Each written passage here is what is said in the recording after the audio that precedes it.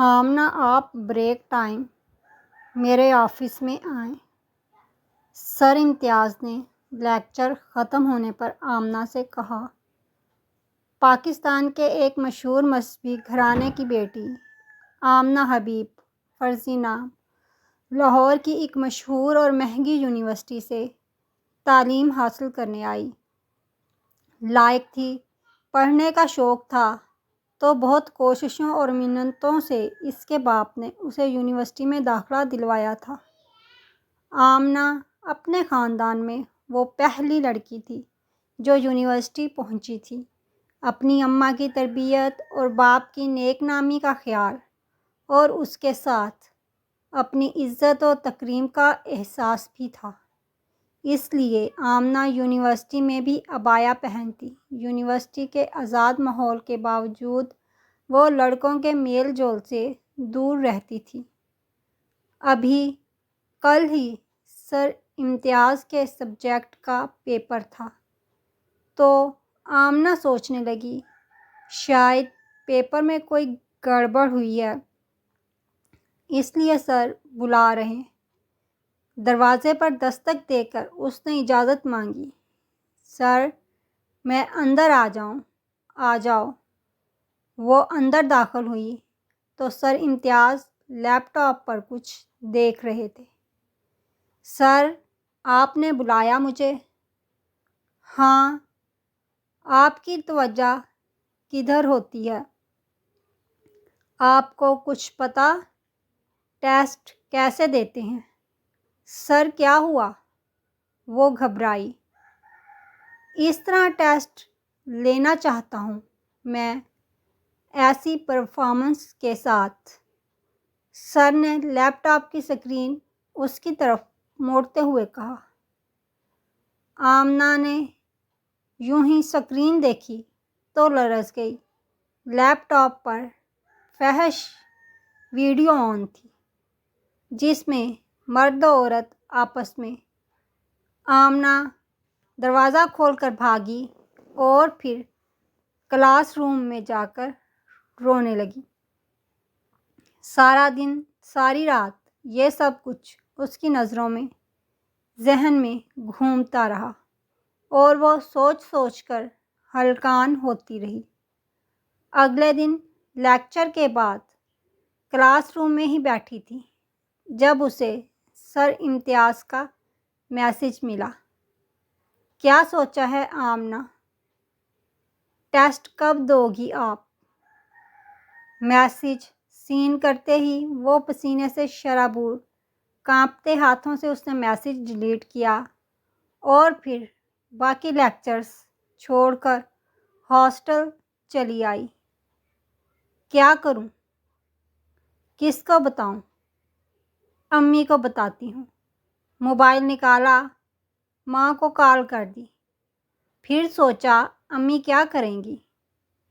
ابو کو بتائیں گی تو پڑھائی ختم اور گھر بلا لیں گے۔ وہ یہ سب سوچ کر پھر اماں سے بات نہ کر سکی۔ اس کی روم میٹ جب ہاسٹل آئی تو اس نے پوچھا، کیا ہوا؟ تم یونیورسٹی سے بھی جلدی آ گئی۔ کچھ نہیں، بس طبیعت نہیں ٹھیک۔ ٹیسٹ کا رزلٹ آیا تو آمنہ اپنے یونیورسٹی کیریئر میں پہلی بار ٹیسٹ میں فیل تھی۔ جب تک آپ اچھی طرح یہ ٹیسٹ نہیں دیں گی، سبجیکٹ پاس نہیں ہوگا۔ یہ دوسرا میسج تھا سر امتیاز کا۔ پھر وہی ہوا۔ فائنل پیپرز میں سر امتیاز کے سبجیکٹ میں آمنہ فیل تھی اور بہت برے نمبرز سے فیل تھی۔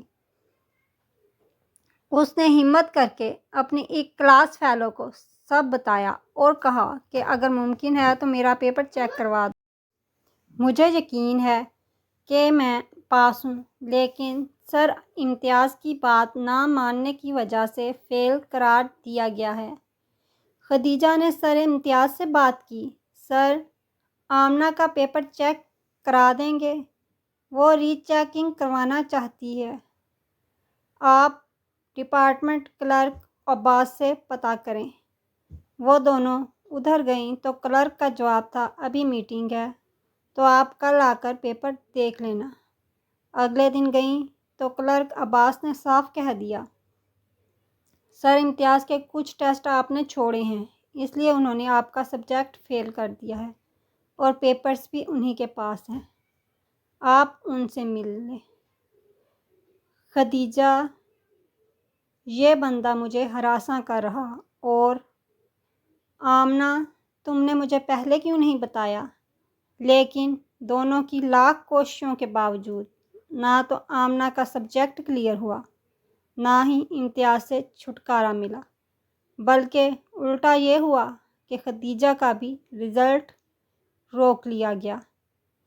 ایک سیمیسٹر میں آمنہ اس سبجیکٹ میں فیل ہو چکی تھی، یعنی اب اگر پیپرز چیک نہ ہوتے تو 6 ماہ سے مزید یونیورسٹی رہنا تھا، اور کلرک عباس کے ذریعہ آمنہ کو دوبارہ میسج ملا کہ جب تک ٹیسٹ نہیں دو گی تم پاس نہیں ہوگی۔ آخر تنگ آ کر اور مجبور ہو کر خدیجہ نے یہ سب کچھ اپنے ایک کزن عمران جو کہ حساس ادارے میں ملازم تھا کو بتایا اور اسے کچھ کرنے کو کہا۔